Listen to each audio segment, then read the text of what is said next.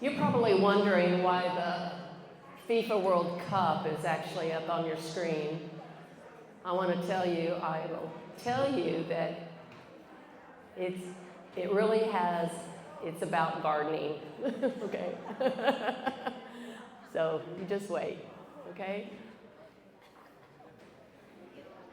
The World Cup and gardening are surprisingly similar because both demand careful environmental management, strategic planning, and routine maintenance to achieve world-class results.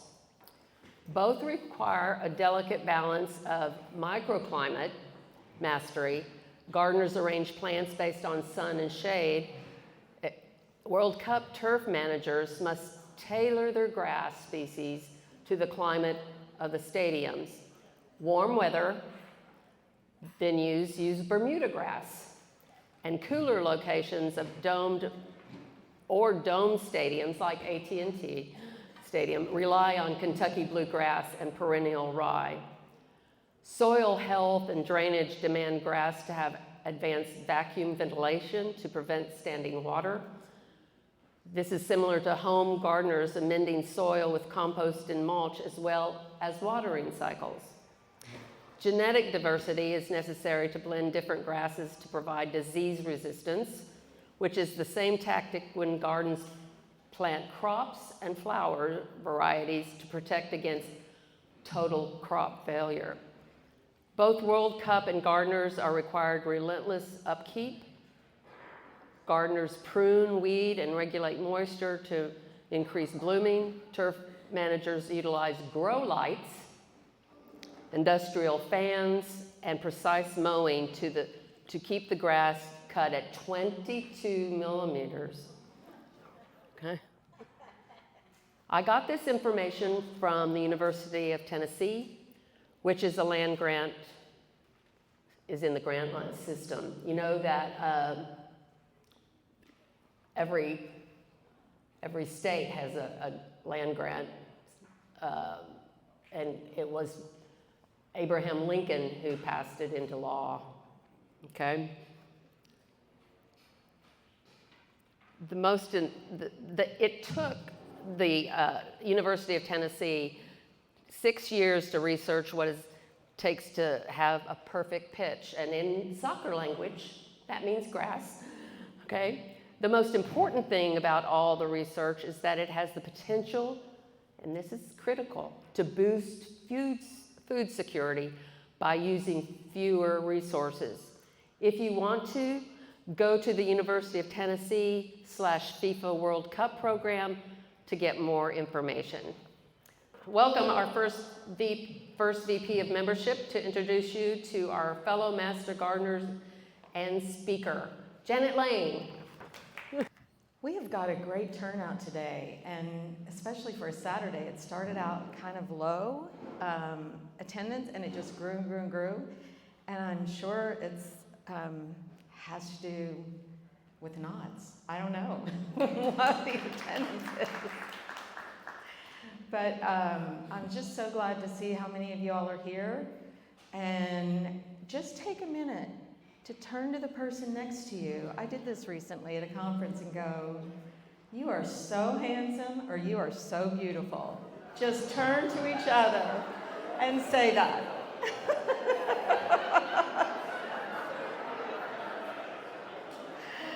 Zandra, you're so beautiful. Dorothy, you're gorgeous. Okay.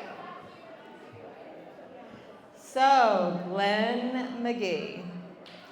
Good morning, everyone. I'm going to ask for your indulgence this morning because this introduction is just a little longer than usual. Every now and then, someone comes along who's made such a difference to so many of us that they deserve a little extra introduction. Our speaker today hardly needs an introduction, but since I have the microphone, I'm going to do it anyway. Glen has an interesting theory. He says that if a Texas native plant has its seeds sprouted in Oklahoma and is later transplanted back to Texas, it's still a Texas native. And by that logic, Glen proudly considers himself a Texas native who simply took a very short detour through Oklahoma. He grew up on a farm 10 miles from the nearest town, so far from civilization, there wasn't even a garden center, a hardware store, or probably even a place to buy duct tape. If something broke, you fixed it. If you didn't know how, you figured it out. That resourcefulness has served him well ever since. After a career in information technology, Glen retired for about 15 minutes. He became a master gardener with the class of 2022, and since then he's volunteered at R&B 1, Texas Discovery Gardens, and Raincatchers, completed advanced propagation training, taught seed starting, fall gardening, jelly and jam making, bird houses, bat houses, bluebird houses, and nut houses, did you say? No, not nut houses. No, okay. And for reason only Glen can fully explain, knots. Yeah.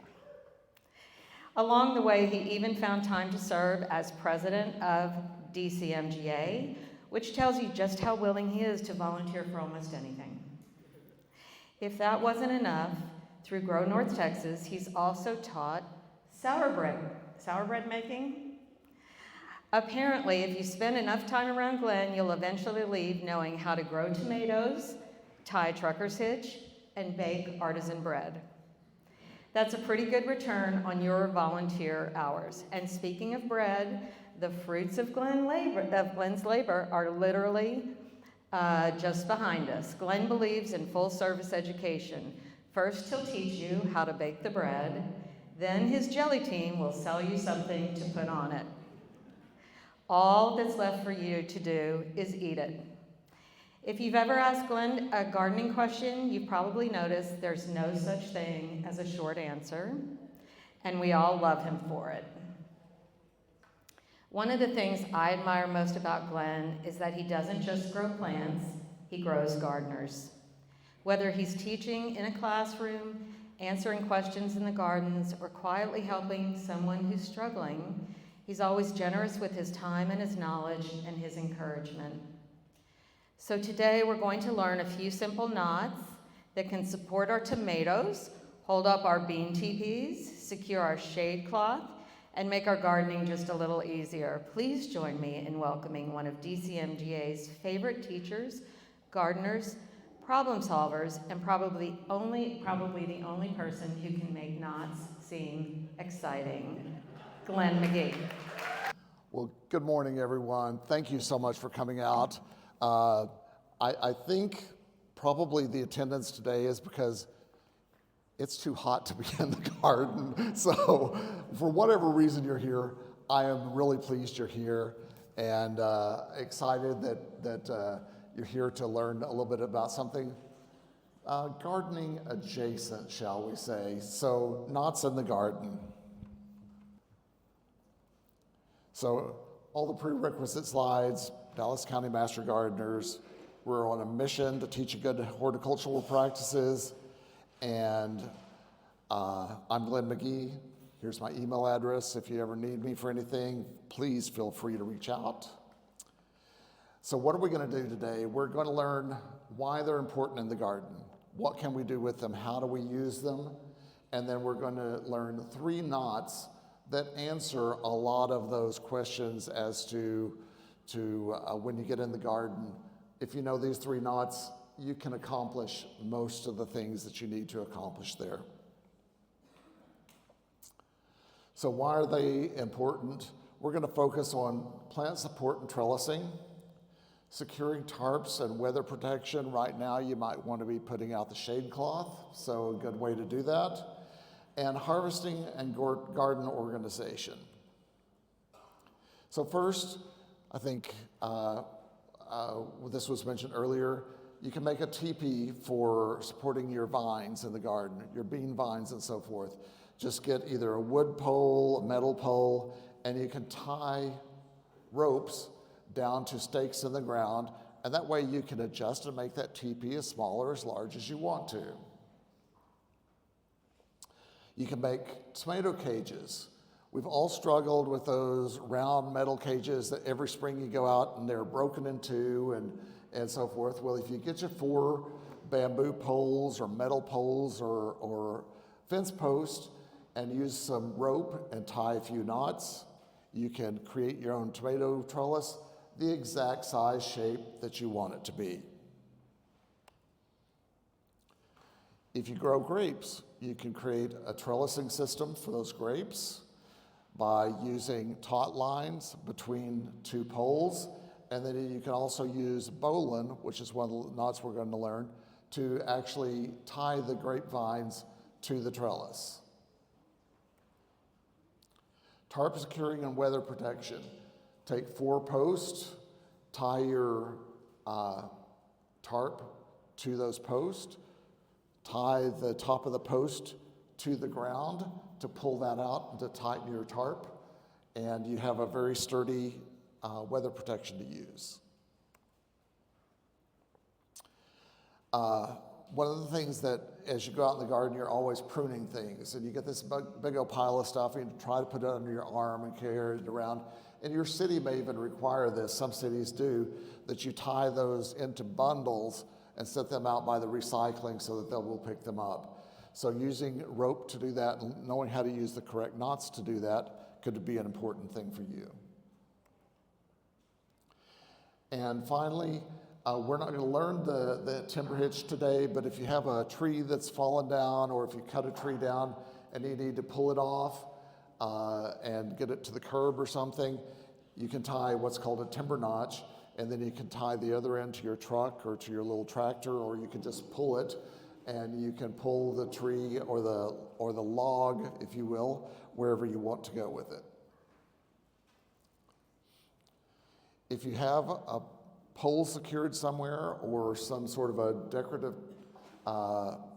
thing on the front of your house and you want to support some hanging baskets off of it, you can create an adjustable line so that you can let that plant go up and down so that you can bring it down, water it, fertilize it, and then pull it back up and tie it off so that it will stay up in the air where you want it.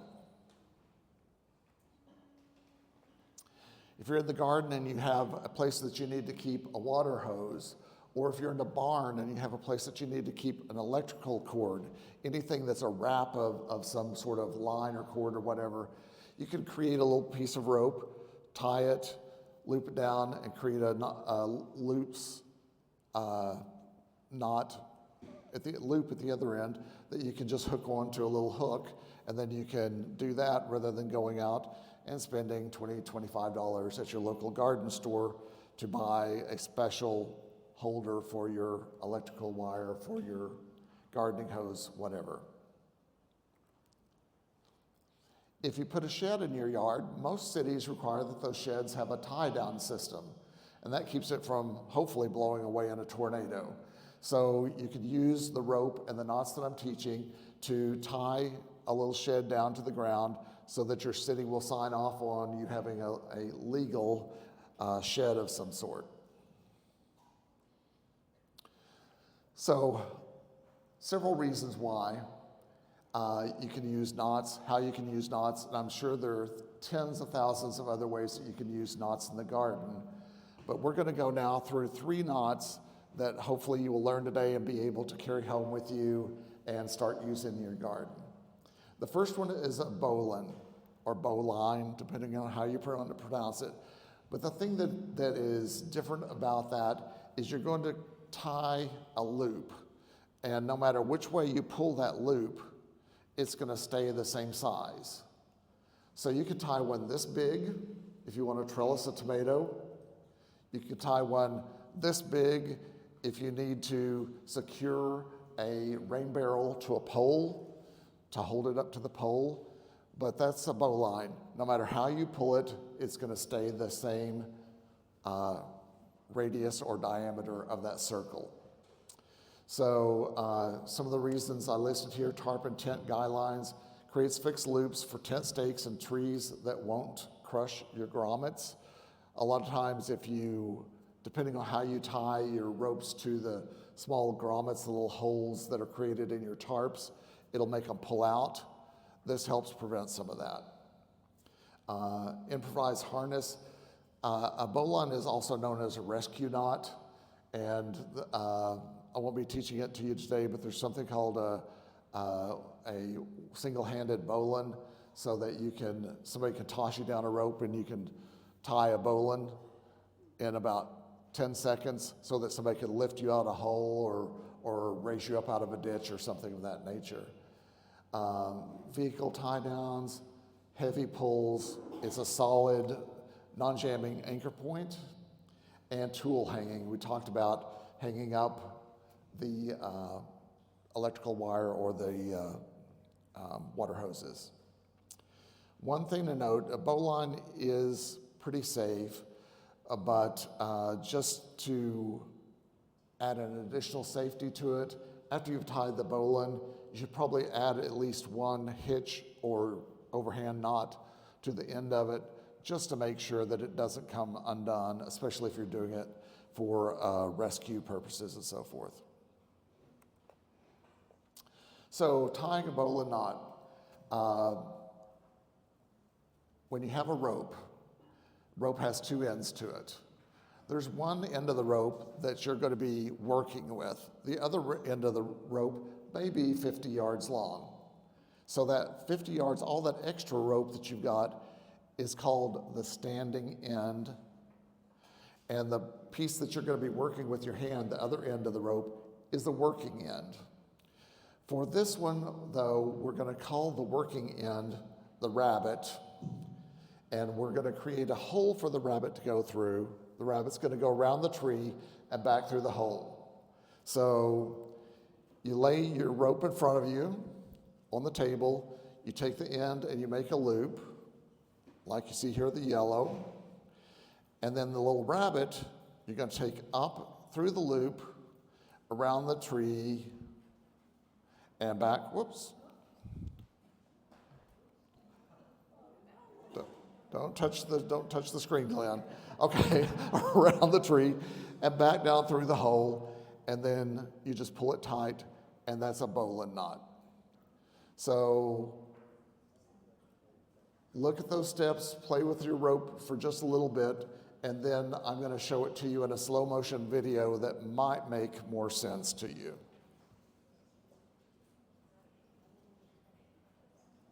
All right.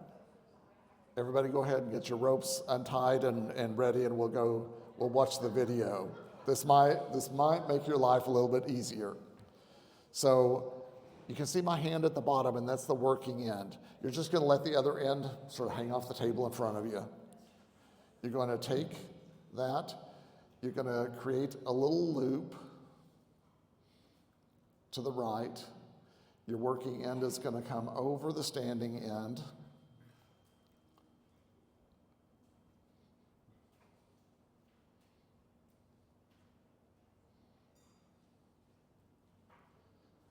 That's step one. We're going to call that the rabbit hole. So now the rabbit, we're going to grab the rabbit and we're going to bring it up and under and through the rabbit hole.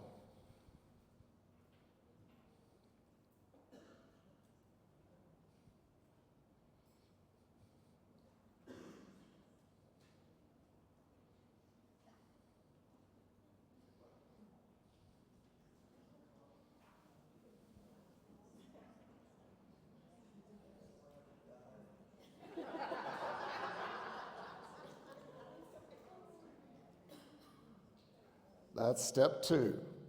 Step three is that rabbit is now going to go around the standing line, or the big tree in this story.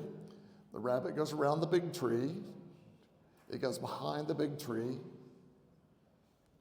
and it's sticking out on the other side. And then the rabbit has come back down through the hole exactly where it came up through the hole.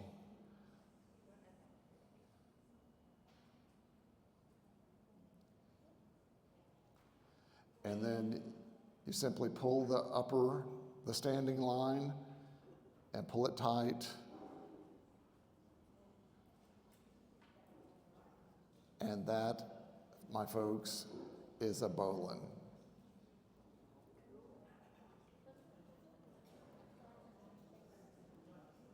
So it's a fixed size loop. If you pull it both directions, it's not going to change sizes. So here's the picture. If you want to look at the picture again for a little bit. Everybody, if you've tied it once, try to tie it again. If you didn't get it the first time and you need help, raise a hand, and there are a few people out there that are going to come around and assist you with tying that knot. So we'll look at this graphic for a little bit, let you try it again.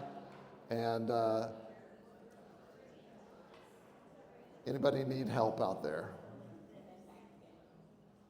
We'll watch the video one more time here.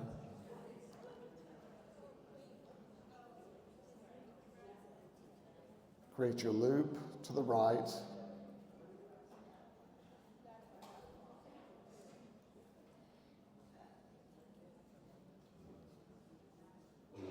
And that first loop you make it fairly small, just so it doesn't get confused with the rest of the rope.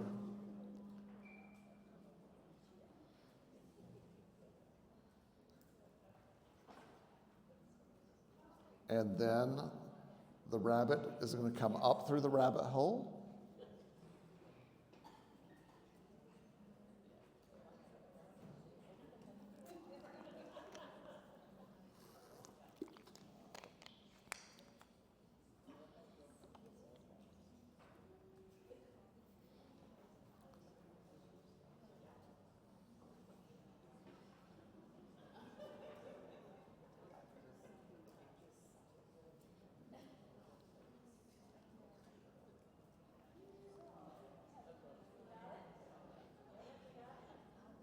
It's going to go behind the tree.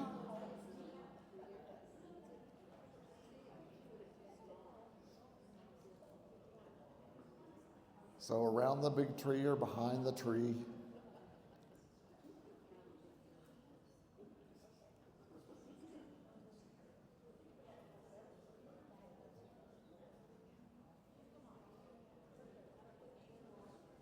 And then back down through the hole exactly where it came up through the hole. So you're going to see those two lines being almost parallel to each other.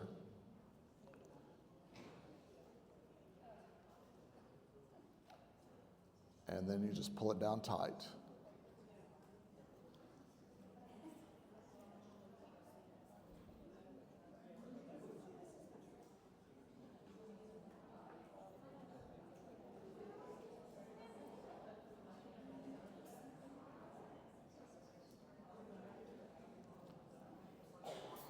So again, the rhyme that goes along with this, if you're teaching little kids especially, is up through the rabbit hole, around the big tree, down through the rabbit hole, and off goes he. And that is a bowline. How many of you feel like you've at least tied it once? Okay, good number of you. Okay, so let's move on then. Bowline, again, fixed size loop. That's the thing that differentiates it from the other knots we're going to learn. Next, we're going to tie a clove hitch. So a clove hitch is used to secure a line to usually a cylinder.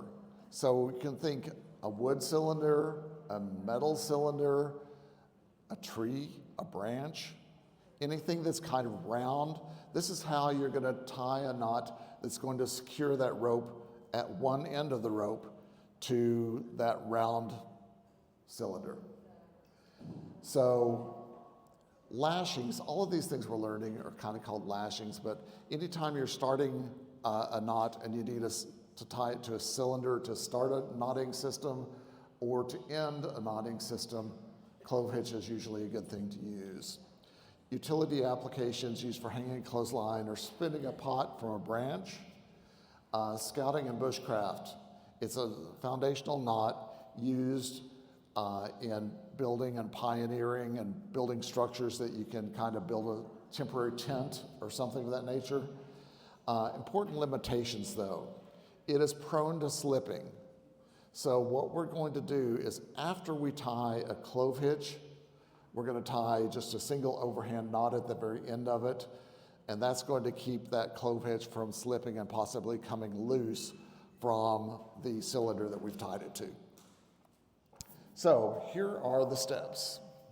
You go over the cylinder, and folks, you don't have a cylinder in front of you, but you do have a chair next to you, and that chair has several, what is called, the things that support the back. And you can use those as the cylinder to tie these. So you go over the top of the pipe, bring the front of the rope, bring it over the front of the rope, you go back over the pipe, and then you come back down through what I'm going to call the swag, this little part down at the bottom. Let's see if I can get this little swag here at the bottom. So it's going to go over and then back through that swag, and then you just pull it tight. So you got to wrap it to the right, come over, wrap it over to the left side, and then come back through the swag and pull it tight. You, yes. Either way actually works as long as you, yeah. And then this comes over? Yep. This comes over, Okay. around, and this is the swag, back through the swag and pull. Okay. Now you can let go of one of the two ropes, and you can pull, and it pretty much stays there. But then you can do an overhand knot at the very end to do that. So let's watch the slow motion video now, in case that helps some people. So the working end, we're going to go over the cylinder,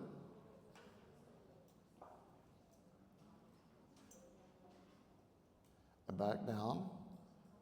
And you can see the working end is on the right-hand side in my case. Then we're going to cross over the working end. So bring that working end, cross it over the standing part, go around the pole again, and see that swag at the very bottom?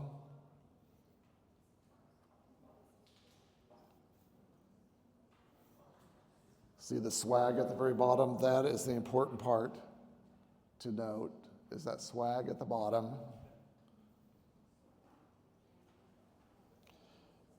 You're going to go over the pole, and you're going to go bring the working end of the rope back through that swag and just pull tight.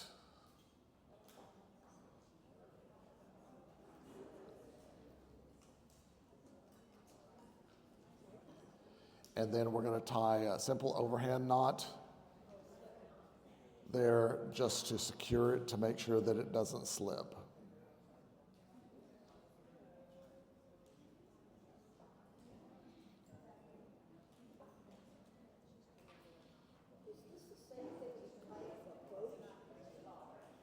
I'm sorry? Is this the same knot you use when you tie up a boat? A boat. Is it the same knot when you? Well, typically you've got one of those little iron things that you do the figure eight. So it's a close but slightly different. Okay, so again, watching the video, go over the cylinder, keeping your working end on your right. It's coming back towards you. Then it's going to cross over the standing end.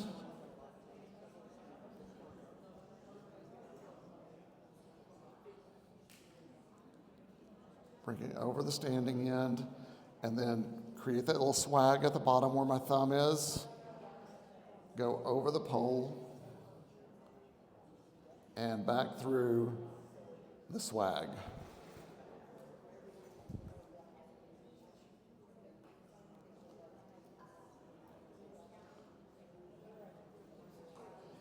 And then you pull it tight, and then just do an overhand knot to finish it off.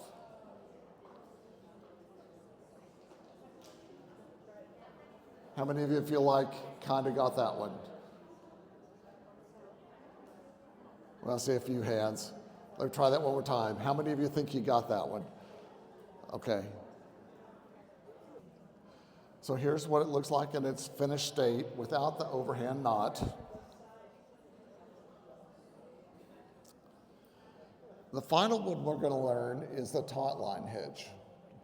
So imagine that you've got a clove hitch on a pole at this end of your yard, and you go all the way to the other end of the yard, and you want to create a tight line or a taut line across there. So we're going to use the taut line hitch at the other end so that we can tighten up that rope to make it to where it doesn't have a swag or whatever. We can tighten it and loosen it without undoing the knot.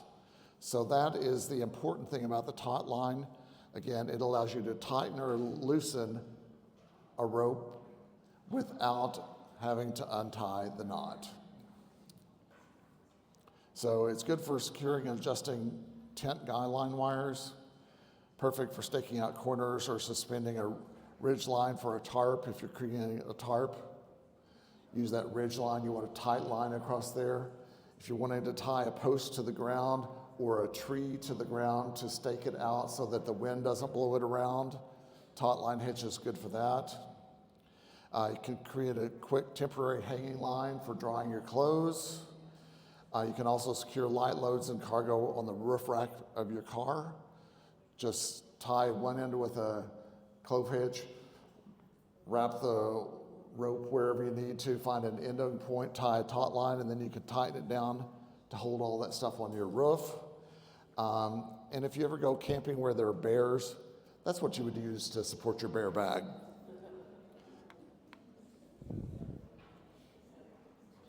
So here's the taut line hitch. The important thing to note for the taut line hitch is once you start wrapping that rope, you need to continue going in the same direction. The wrap needs to go counterclockwise at all times. So the first step is go up and over the cylinder, and your working end is on the right. Bring it around the standing line and back through the hole. Around the standing line, back through the hole, and then you're going to do it again. So it's been wrapped twice, going counterclockwise around the standing line. Then both of those were inside the loop. Okay, they were inside the loop between the loop and the cylinder. Then, after you've wrapped it twice, you're going to come and wrap it one more time, but this time it's going to be outside the loop. See how from here, you've got two inside, and then here you've got one loop on the outside, and then you just pull it tight. Work it around, play with it, and you'll get it to where it looks real neat.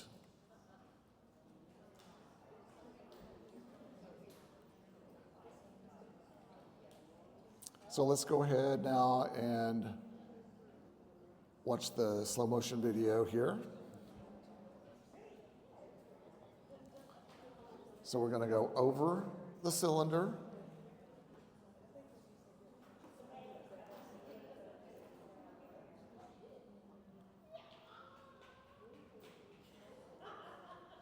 We're going to take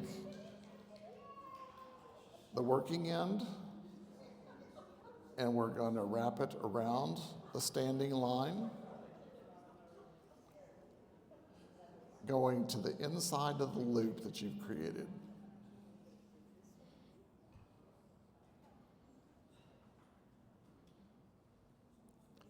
And then you're going to wrap it one more time inside.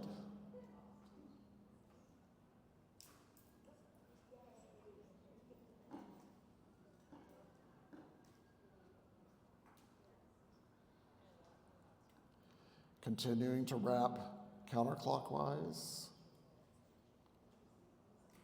And we're going to wrap it a third time, but this time we're going to do it below the knot or below the loop, however you would prefer to say that. Keep wrapping counterclockwise, come down around the standing line.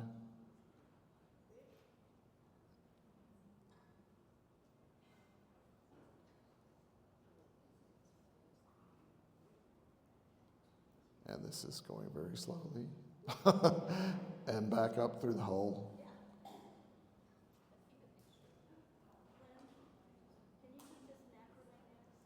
I'm sorry? Yeah. Sorry, I didn't tie this into macrame. That would have been a good idea, probably. Yes, where? I can hog tie somebody with this, that's true. Okay, so I'm neatening up the knot now.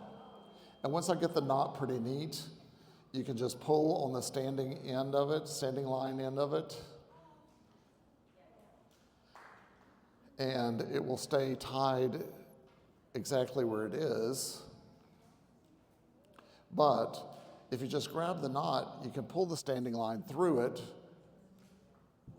either direction to either loosen or tighten your taut line. So you can see there I've loosened it off, or I've tightened it, and now I'm going to push the knot back up to tighten it the other direction.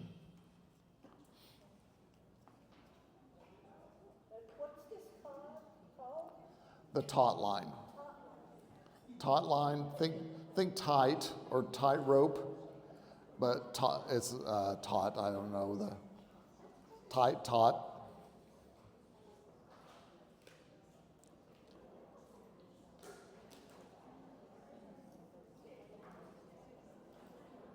Who needs help with that one? Okay. So here's the picture of it in case some of you need to work through that again. Let me just real quickly, just as a reminder, in about a week, 2 weeks, after all of our meetings, the video of all of this goes on YouTube. So you can always look back, practice this, play the videos over and over, whatever it takes to get these things solidified, because a lot of it is muscle memory. Once you've learned them a few times, the next time you go to do it, you'll be like, what? But then it comes back to you real quick.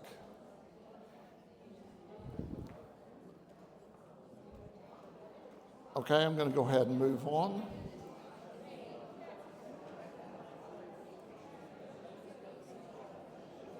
And there's the finished taut line hitch. So real quickly, let's just bring this back in to the purposes of these things.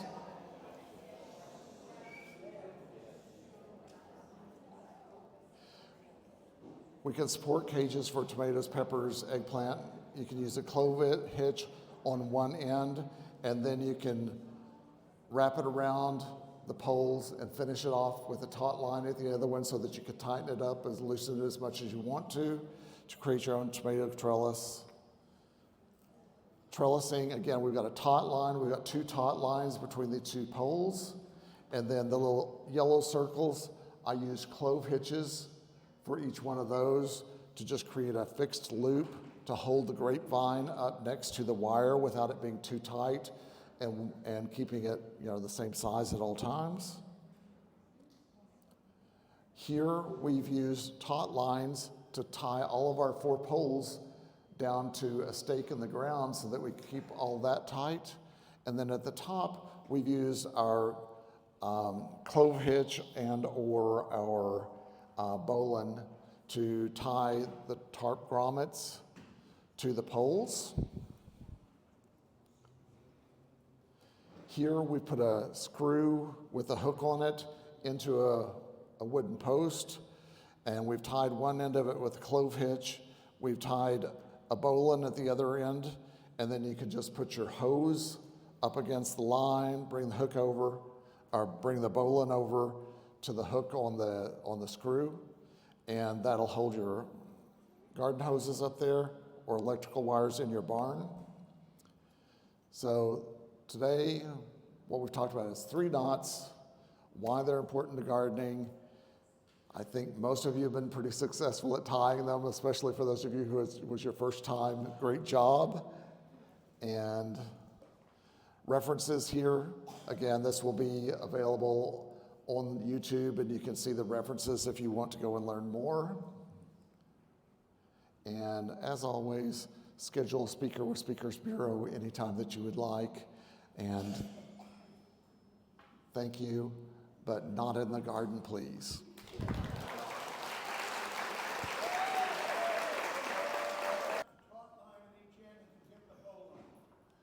You can use the taut line on both ends, is that what you're saying? There are situations where you can, but there are situations where, let's say it's a pole and it's fairly slick.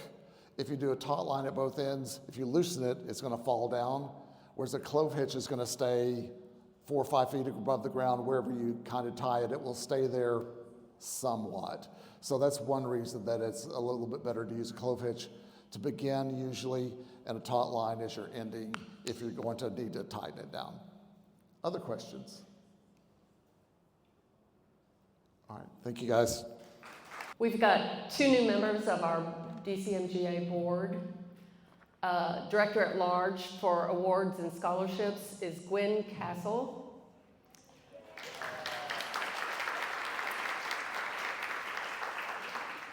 Director at large for community projects is Mark Jones.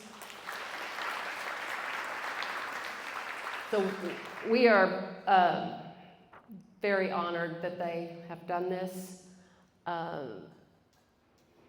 This is something that we're very, very grateful for, and we appreciate it. So thank you. Okay, the next one is, please welcome, I love this guy. We did 4th of July stuff. Please welcome to the podium Abby Ballich, finding nominations for us with the committee members. We appreciate the committee. Hello everybody, it's so good to be here. See all your smiling faces. As you know, I'm Abby Ballich, past president and chair of the nominating committee. Per our association bylaws, Article 6, committees, Section 1, letter C. The nominations committee shall issue a call for nominations for officers, directors at large for the association, 2 directors and 2 alternates for the TMGA, and members of the nomination and financial review committees. To the entire membership, and present a slate of qualified candidates at least 14 days prior to the annual meeting of the membership, at which time a vote will occur. Nominations will also be accepted from the floor at the annual meeting, provided that the nominator and the nominatee are both members in good standing, and that the nominee is present and consents to have his or her name placed into nomination.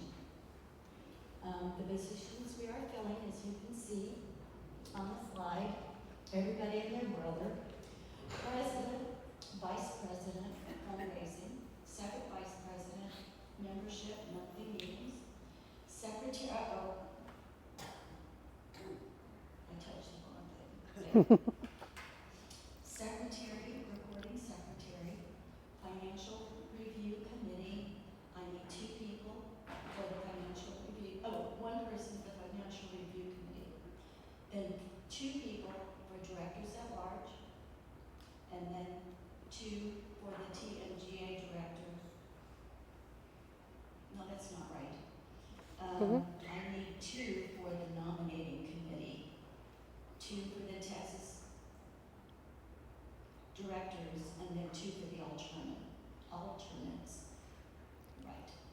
There's my contact information. Please let me know. Job descriptions are on our website under the MG only section, under documents, and in the bylaws. So thank you very much. Please consider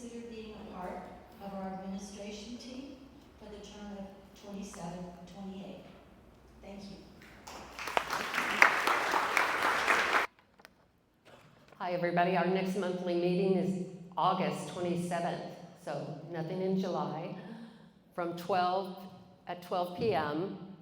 right here where we are right now. So please